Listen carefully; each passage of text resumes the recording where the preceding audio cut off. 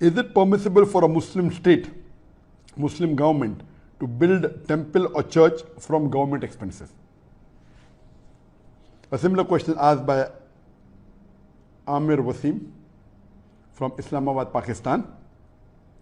We have a controversy here over the construction of a Hindu temple in Islamabad with the taxpayers' money by the government. Muslim clerics are opposing it here.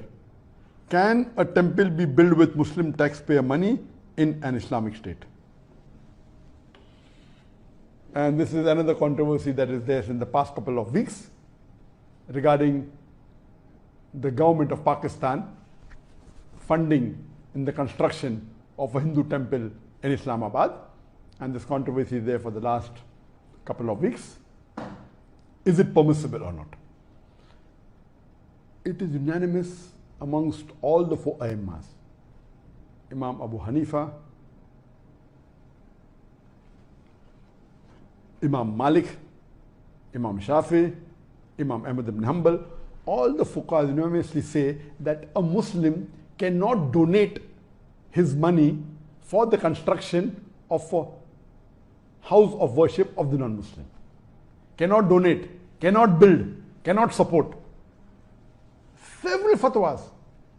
You see the fatwa from classical scholars, from the medieval scholars, that it is not permitted for a Muslim to build a church or a temple or give donation to build a church or a temple or any place of worship of the non-Muslims. Based on the verse of the Quran of Surah Ma'idah, chapter number 5, verse number 2, which says that you have to cooperate with one another in birra wa taqwa. At-ta'awun al-birra wa taqwa. That means you have to help one another for righteousness and piety. And this is a common verse which most of the Muslims know. But the verse continues and says that but you should not cooperate. You should not help one another in sin and transgression. You cannot help anyone, whether Muslim or non-Muslim, in doing a sin. And the biggest sin in Islam is shirk, is associating partners with Allah subhanahu wa ta'ala. So how can a Muslim donate or support or build in building a house of worship of the non-Muslims? Regarding the question, can a Muslim government contribute or pay from the taxpayers' money? And the answer is no. If it's a Muslim country and if it is according to the rules of the Sharia, of the Quran and Sahih Hadith, it is haram for any Muslim or a Muslim government to pay or donate to a house of worship of the non-Muslim. In fact, when a fatwa was asked to Imam Abu Hanifa and to the other Aimmas that if a Muslim bequeaths in his inheritance that let part of my wealth or 1/3 of my wealth be donated to make a temple, it is not permitted at all, or a church. Even if you bequeath, you write in your will that let 1/3 of my wealth be donated for the house, to build a house of worship of the non-Muslim, it is haram, it should not be followed. Even if a non-Muslim living in a Muslim country bequeaths that let my wealth be used for the building of a temple or the building of a church, it should not be followed. And this is unanimous amongst all the fuqahas. Even you cannot use the non-Muslims' money to build a temple in a Muslim land. So where is the question of using Muslim money or taxpayers' money? Even if the non-Muslim wills give a wasiyah, as I mentioned earlier, that if a Muslim has a treaty with the non-Muslim and the non-Muslim agrees that he comes under the rulership of the Muslim ruler and he signs the contract, then he becomes a dhimmi. He becomes a non-Muslim under the rule of a Muslim law. And then he pays a jizya. In that condition only, the Muslim ruler protects that house of worship, whether it be a temple or a church. But he cannot spend money even in renovation on it. He cannot spend money even in expanding it. And if a Muslim ruler expands a place of house of worship of non-Muslim, there is full right to destroy that part which is expanded, even though he is a dhimmi. There is no permission for him to build a new temple or a new church for the non-Muslims. Only what exists, he can protect it. That's all. So if Pakistan calls itself to be a country which is following the Quran as the constitution, and if the Muslim ulamas and the shuyukhs, whether it be Darul Ulum Deoband, whether it be Markaz Ahl Hadith, they have objected, of course they are right. I'm completely with them. I'm completely with the scholars in objecting that how can Pakistan spend the government money in making a temple? The maximum they can do is whatever temple existed, they can keep them, that's it. They cannot contribute in expand, and that's the reason. You know, there are Muslim countries like Saudi Arabia where it's not permitted to build any house of worship of the non-Muslim, and this is Islam. You cannot. If it's there, existing there, it is there, okay. But you cannot not only not allow, in some Muslim countries, Nauz Billah, they are donating land for building temples. Some Muslim countries, they are funding tens of thousands, hundreds of thousands of dollars, millions of dollars in building house of worship of non-Muslims. This is totally against Islam, against the teaching of Quran and Sunnah. So what the Muslim ulamas and the shuyukhs in Pakistan are doing, objecting to the act done by the Pakistan government, I'm with them, I completely support them, and this should be stopped. Hope that answers the question. السلام علیکم ورحمۃ اللہ وبرکاتہ. دوستو یہ video آپ لوگوں نے دیکھ لی, ابھی بھی نئی آئی ہے, ڈاکٹر ذاکر نائک کی ویڈیو ہے.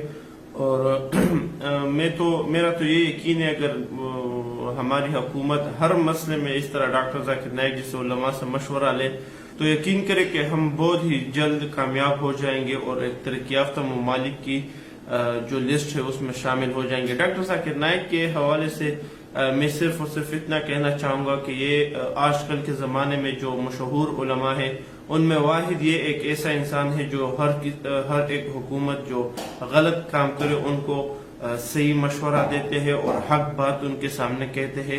اس کے علاوہ باقی بہت سارے علماء ہیں جو کہ حق بات اور سچ بات کرنے سے ڈرتے ہیں, لیکن ڈاکٹر ذاکر نائک پر کتنی زیادہ مشکلات بھارت میں آئے اور انہوں نے ہجرت بھی کی, اپنے ملک کو چھوڑ دیا اور ابھی ملیشیا میں رہ رہے ہیں صرف اور صرف اس وجہ سے کہ وہ کسی کے سامنے جھکتے نہیں ہے اور سب کے سامنے جو ہے وہ سچا دین اور حق بات کہتے ہیں. تو اسی مسئلے میں بھی انہوں نے جو باتیں کی ہے وہ دلائل کی بنیاد پر کی ہے, اور میں امید رکھتا ہوں کہ اگر کوئی بھی پی ٹی آئی کا وزیر یا کوئی بھی ایک محب وطن پاکستانی اگر ان کی بات سنے اور ان پر عمل کرے تو شاید کہ بہت زیادہ بہتری آ جائے. اور جو بھی لوگ گالیاں دیتے یا جو کمنٹ کرتے ہیں کہ کفار کے ممالک میں بھی تو مسجد ہوتے ہیں اور یہاں بھی مندر بننا چاہیے, تو ان کو میں صرف اور صرف اتنا کہنا چاہوں گا کہ آپ اسلام کے بارے میں ریسرچ کریں. آپ شاید برائے نام مسلم ہو لیکن آپ کو مکمل اسلام کا علم نہیں ہوگا, تو اسلام میں اسٹڈی کریں کہ ایک مندر بنانا جو کہ ایک شرک کا اڈا ہوتا ہے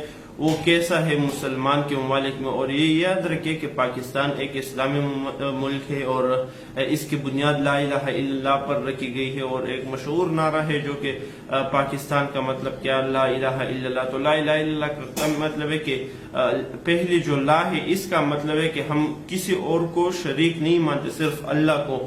تو اس طرح عبادت گاہ جس میں جو مندر ہے یا باقی ہے, انہوں نے کہا بھی ہے کہ جو پرانے والے ہو وہ ٹھیک ہے, ان کو ان کی حفاظت کرنا حکومت کا مطلب کی ذمہ داری ہے, لیکن نئے مندر کسی بھی مسلم ایریا میں مسلمانوں کی حکومت میں نئی عبادت گاہ بنانا وہ بالکل بھی جائز نہیں ہے.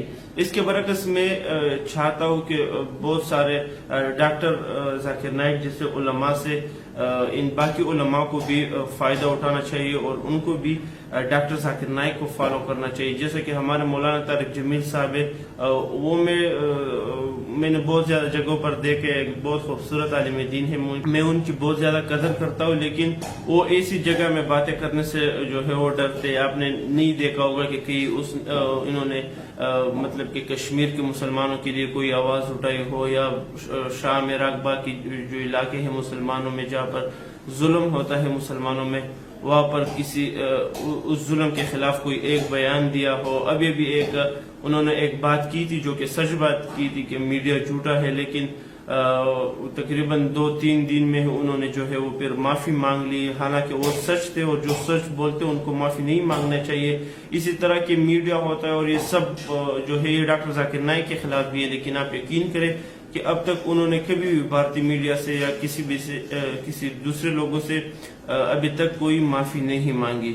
تو یہ ایک حق پرست عالم کی نشانی ہوتی ہے کہ یہ وہ حق پر ڈٹا رہتا ہے، اور اس کو یعنی کہ یہ معلوم ہوتا ہے کہ جب اللہ میرے ساتھ ہو، میں سچا دین لوگوں کو بیان کرتا ہوں تو لوگ تو میرے مخالف ہوں گے. ایسا تو نہیں ہو سکتا کہ آپ اللہ کو بھی راضی کریں اور ان انسانوں کو بھی راضی کرو. تو یا تو آپ انسانوں کو ناراض کر کے اللہ کو راضی کریں گے، کیونکہ جو کوئی حق اور سچ بات کہتا ہے تو ضروری ہے کہ انسان جو ہے بہت زیادہ تر انسان ان کے خلاف ہوں گے. تو مجھے تو یہ ویڈیو بہت زیادہ پسند ہے. اس کے بارے میں آپ لوگوں کی کیا رائے ہے ایک کمنٹ کر کے مجھے ضرور بتائیں. السلام.